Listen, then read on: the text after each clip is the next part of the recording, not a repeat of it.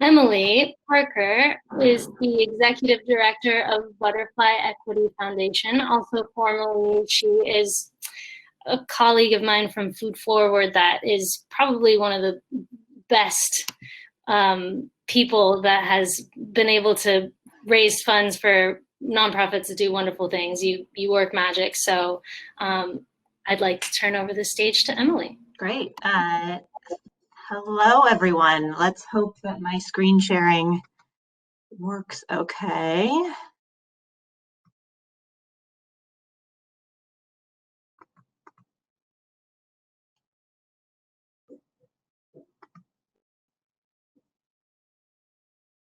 Shoot.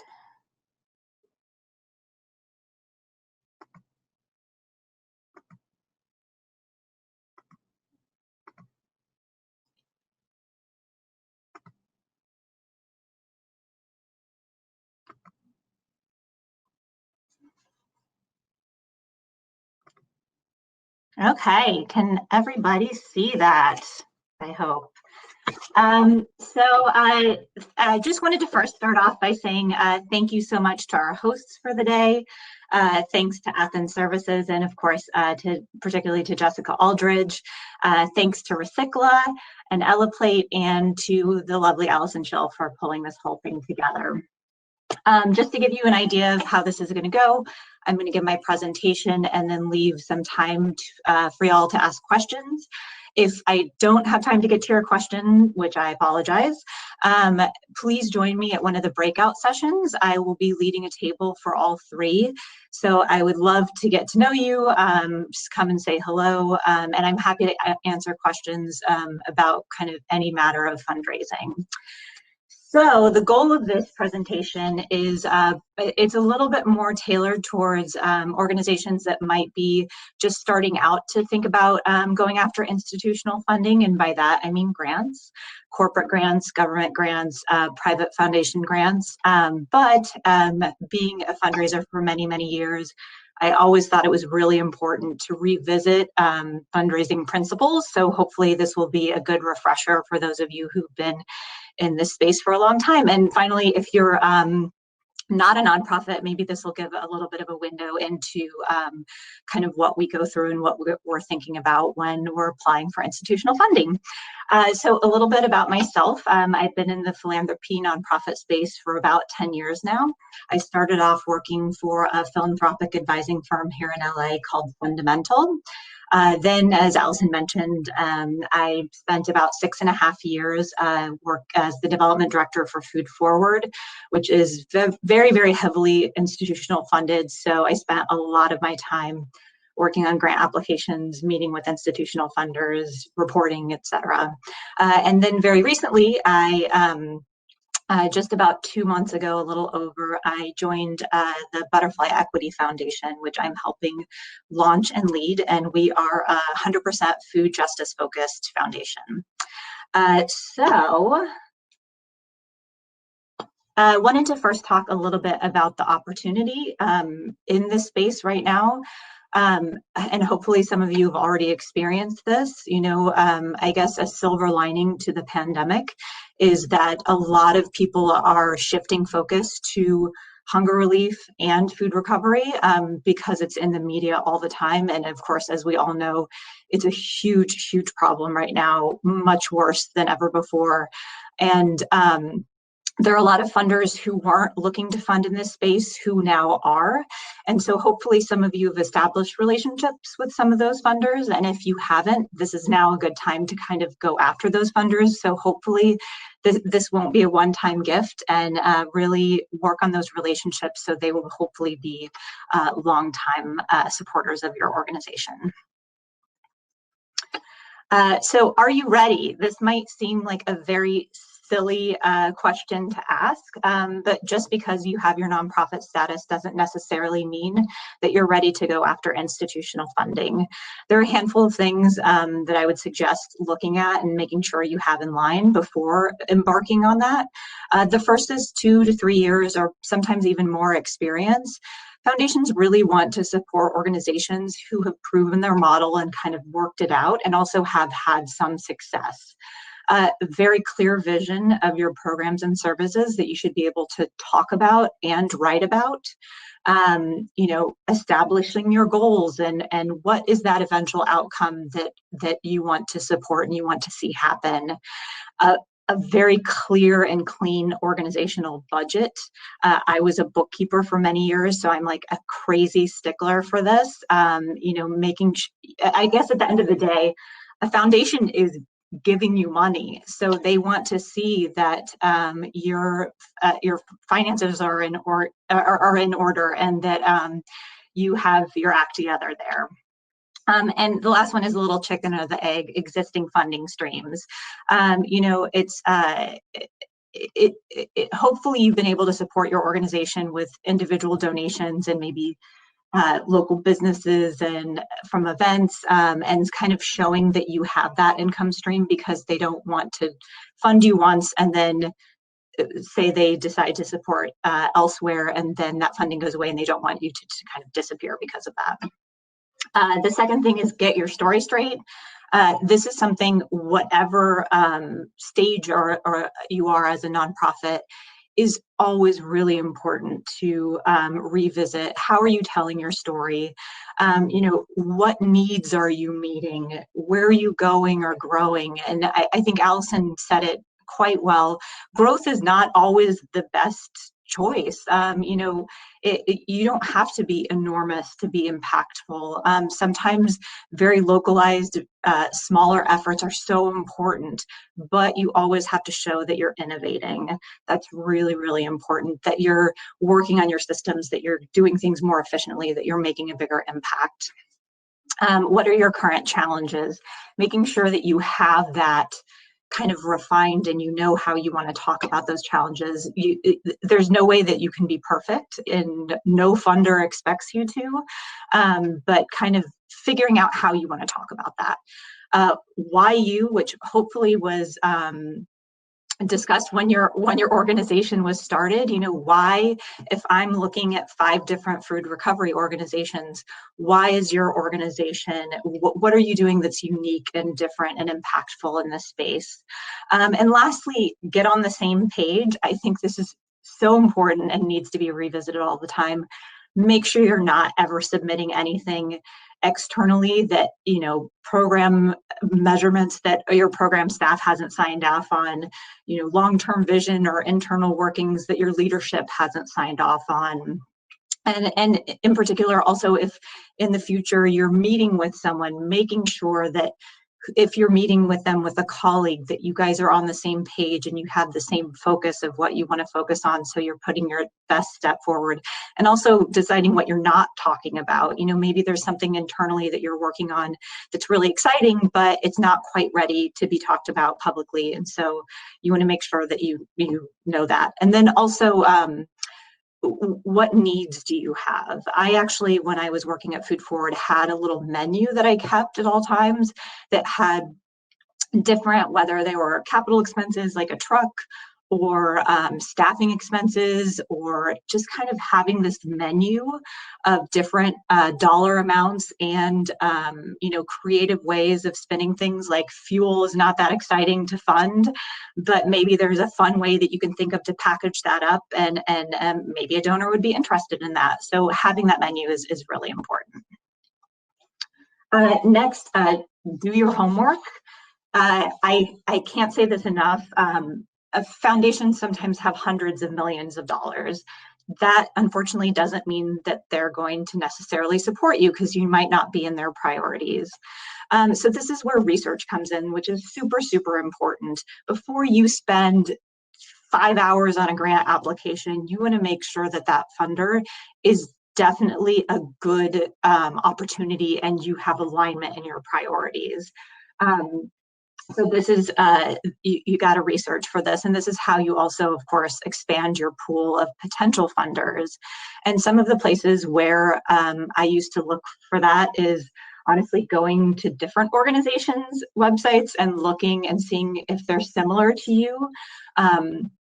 Are they taking a look at their list of supporters through their annual report or on their website? is a good way. Networking, like at events like this, is a really good way to meet and become more familiar with other funders. And lastly, excuse me while I move my notes. Using online tools like Foundation Center, which I'm sure a lot of you use, and GuideStar, which I use constantly. It's a wealth of information, since nonprofits and foundations have to publicly provide a lot of their information through their taxes. And lastly, interrogate your stakeholders. You never know who people that are a part of your organization know. I mean, I sometimes worked with board members for years and then found out they knew someone really, really important. And so it's always good to keep that communication open between you and your board members. Do not chase funding. This is so, so important. If you see a foundation and you're like, they're pretty close to what I do, but you have to create something new to go after that funding, that's generally not a great idea, because inevitably, if you're kind of going in a different direction, not only is that mission creep, but that's, you might be creating something that might get some funding from this funder, but then you need to raise a whole lot of other money around that to make that happen. And so it's really good to just stick to what you're already doing, and finding funders who will support that. I skipped one. Keep track of your research. I'll just go back really quickly. While you're doing research, keep track of it. Keep it in a spreadsheet. So then, and because inevitably you'll look up funders and then you'll forget about the funders and who they are and what they do. Or maybe there are multiple people at your organization working on this, or maybe it's a document that's created over 10 more years. And so kind of keeping track of that research will just save time and not make you duplicate the work that you're doing.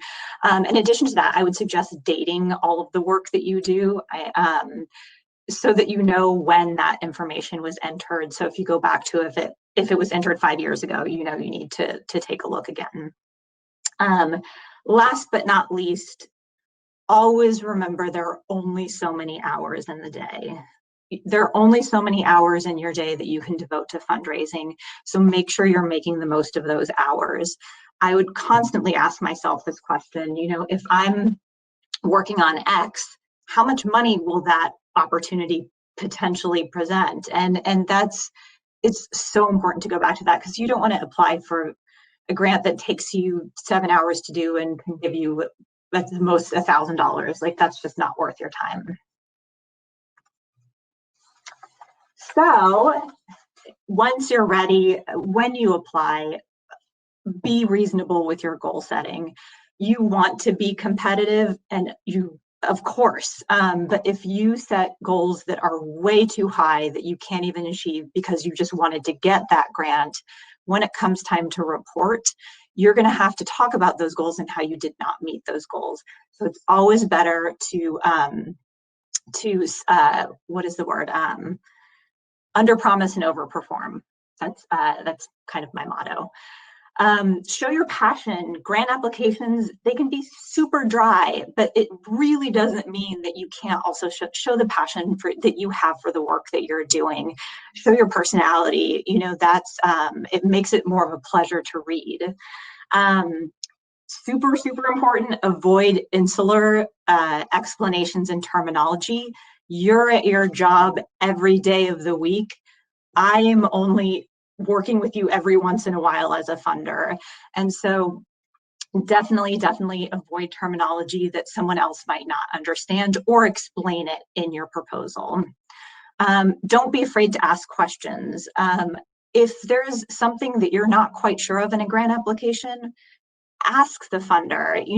They're going to rather you ask them a question than fill it out incorrectly. And I think this is particularly important with financials. As an example, overhead. That means so many different things to different organizations and entities. And I've seen it explained a bunch of different ways. So if it's not really, absolutely apparent, just ask. And also lastly, make sure that you're answering their questions. Like, just make sure that you're reading through everything. And I know that sounds really simple, but that you don't want to have to ask them to come back to you to fully answer those questions. So if you apply and you get money, you want to keep them as funders. And so I think three things are really important here. Be professional, be honest, and cultivate. Cultivate, cultivate, cultivate. So as far as being professional, I feel like sometimes this isn't something that's front of mind in the nonprofit space, but I think it's so important. And, you know, I don't mean be perfect, but be professional, be responsive. Send things in on time. If somebody emails you, don't wait 3 days to email them back. When you submit something, make sure you're proofing it many times before you send it so that your numbers are accurate, so that you don't have any typos. Something that I used to do literally almost every time I submitted a grant right before I sent it off is I would literally read it out loud to myself. And that might sound kind of silly, but it often kind of illuminated points that weren't quite clear. And it was also good for that avoiding insular terminology, because I kind of could step back and read it in through someone else's eyes. So that I think is really important. Excuse me. Be honest. You're always going to have challenges as a nonprofit, and you're going to make mistakes or make missteps, and a funder understands that. And it's much, much better to be honest and say you made that mistake, and then show how you learned from that mistake, show how you pivoted. It's that's way more impressive than just being perfect, because that's not possible. And you're also, in an ideal case, you are forging a long-term partnership with your funder. Those are the best type of funder and grantee relationships. And that is, you know, you have to have a trust and honesty to have that relationship be really authentic. And so super important. Last thing, cultivate. I feel like so often in fundraising, cultivation is reserved for individual donors. I think it's as important with foundation funding, you know, and I'm not saying that you should be giving them a call or showing up or emailing them once a month or something, just every once in a while, like maybe even just halfway through your grant period. Send them an email, invite them to something. If you had a really great article that was written about your organization, send that along. You know, something super simple. And I really don't, and no glossy any printed materials. I feel like those are just at this point really not necessary. And the last thing, thank them. A simple email thank you goes a really, really long way. And I think it's super important. So, lost my place in my notes. Anyway, all of this is to be said. You know, you're really trying to forge these lifelong relationships with funders, hopefully, and hopefully these are some ways that you can do that. So I guess now go to questions if we have any.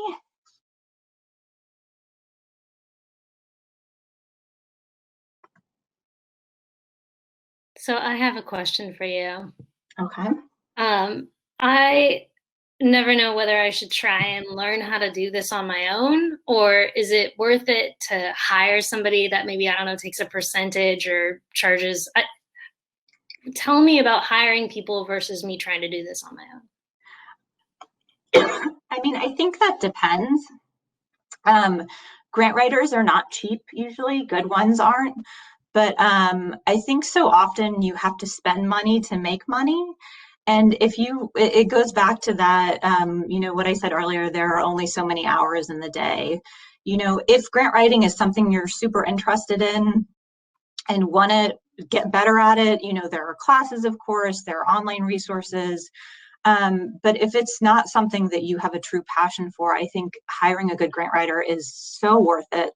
Particularly if you're starting out, they know the funding space. If they're LA based, they know who funders are and, you know, what their sweet spots are.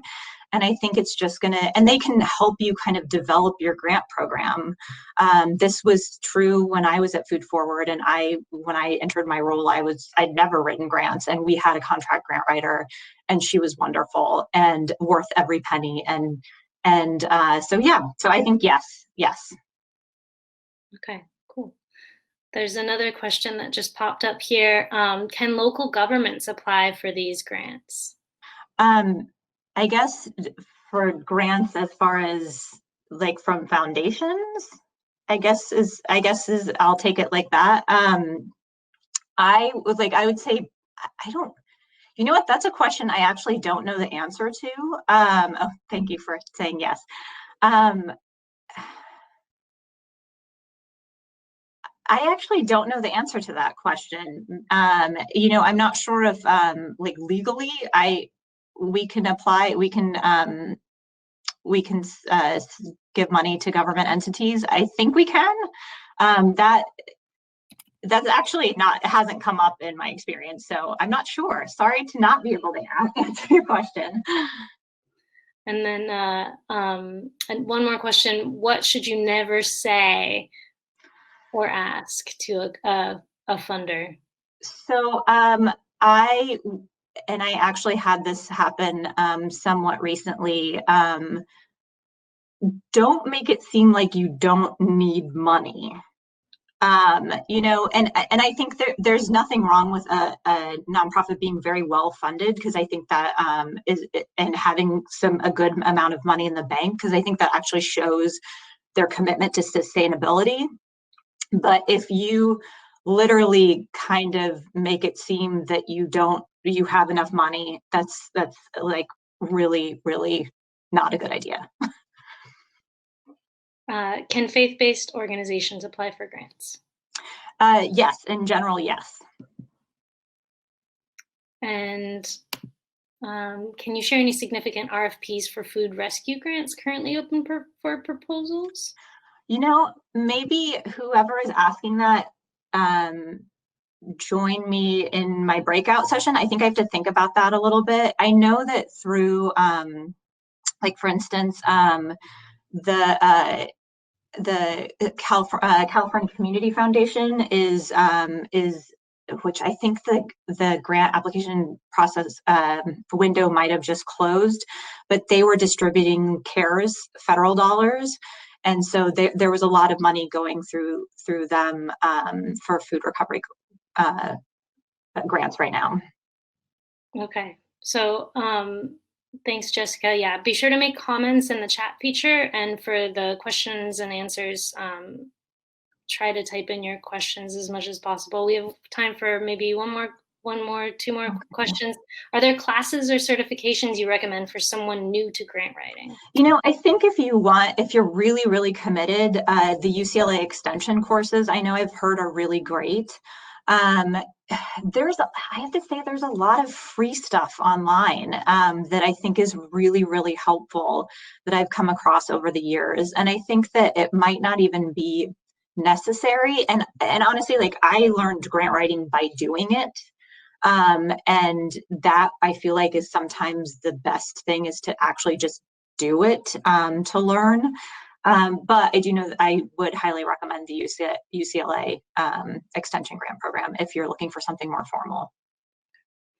And then last question, after this, maybe all questions could be asked at Emily's breakout session.